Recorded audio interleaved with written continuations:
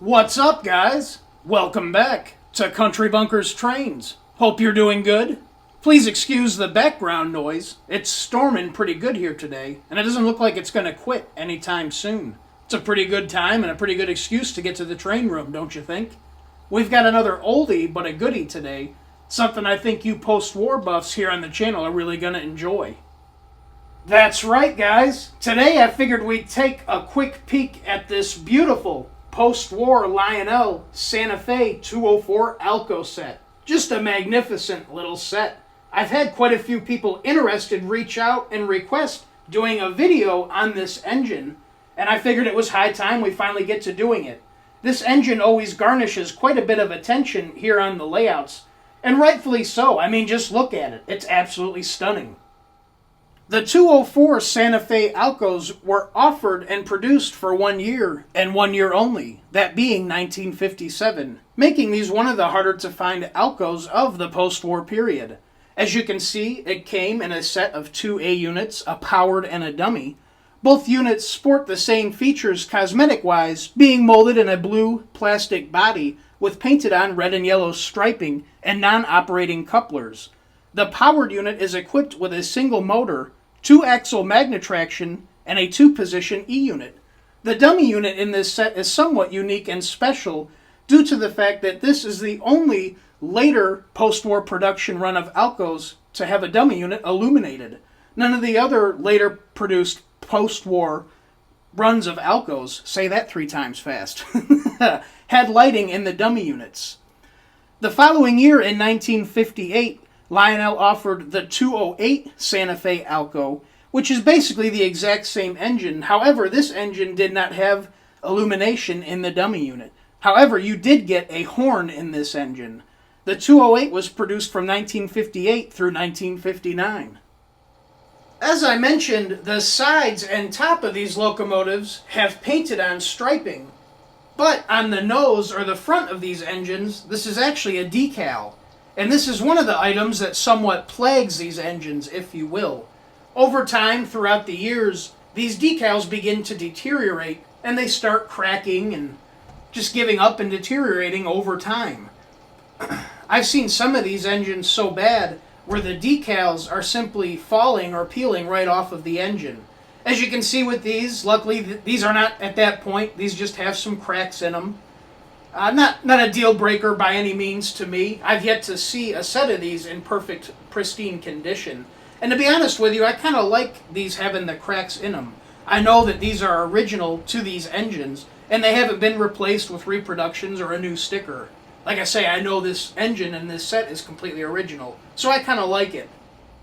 Another item that kind of plagued these later production post-war Alcos is this thin plastic front pilot strip here under the front coupler.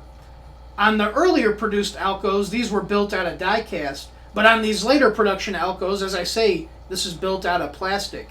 These were built as toys, and they were used as such. They went through years of use and abuse. On a good majority of the later production Alcos, you'll see the front pilots completely missing, broken right off, chunks and bits and pieces broken up out of them. Luckily, on this particular set, it stood the test of time so far.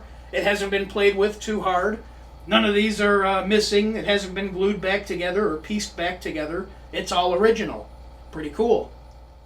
This set was actually a birthday present a few years back from the missus. I believe she picked it up off of eBay. I was pretty ecstatic to get it. As you can see, I think it's in pretty beautiful shape. Not absolutely pristine, but a damn good looking runner. One big bonus that came with this set came with its original box and instructions and everything included. I thought that was really cool. That happens to be one thing I've noticed personally with the Alcos. Maybe it's just me, but it seems like the Alcos survived with their original boxes at a much higher percentage than some of the other post-war stuff. You always see post-war F3s, and a handful of them might have their original boxes still, but a good majority of them no longer have the original box.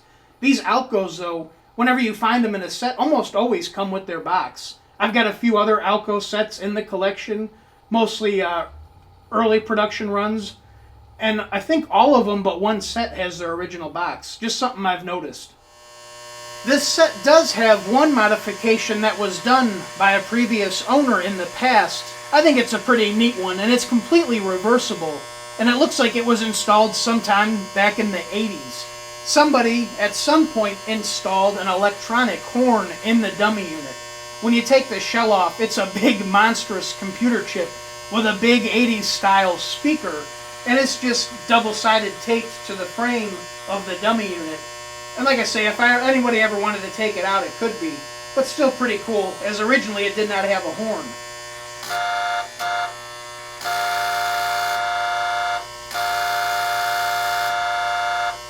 It looks and sounds just like the 80s, doesn't it? Not that you can see it, of course.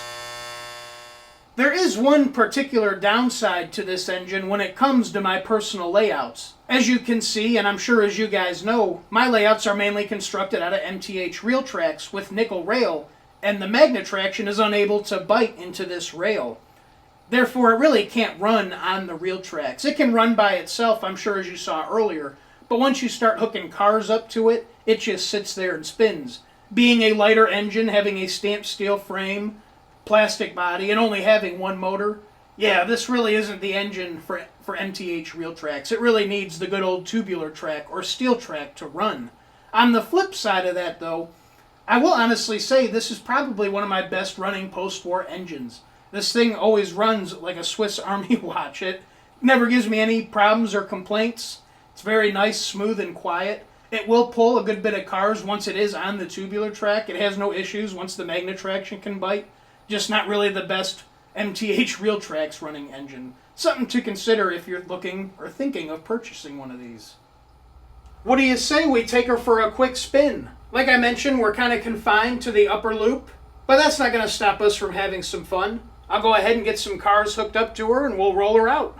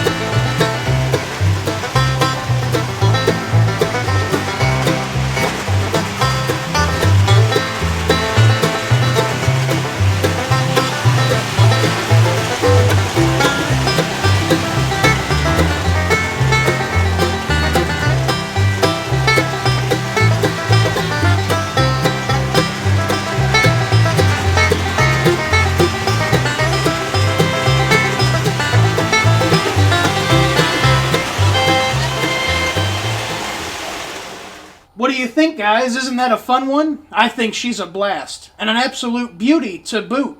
As far as cost and value at the current moment, I'm a little out of the loop, as I've mentioned before, on the post-war stuff, but I did do a little looking around online before shooting this video. They do range a bit in price on the big popular auction site. It seemed like nice matching sets with their original box are going for around $250 to $300 and upwards depending on condition and whatnot. There are cheaper alternatives out there. I did see a couple single A's by themselves in the $40 to $80 range. And then of course you have maybe lesser quality match sets without their boxes in the $150 to $200 range. Like I say, it's a little bit all over the place. I'll leave it up to you. I hope you guys enjoyed this quick peek at the post-war Lionel 204 Santa Fe Alcos. If you did, please make sure to like, comment, and subscribe. It would be much appreciated. Until next time, guys, my name is Zach, and this is Country Bunkers Trains. Y'all take care. I'll see you the next go-round.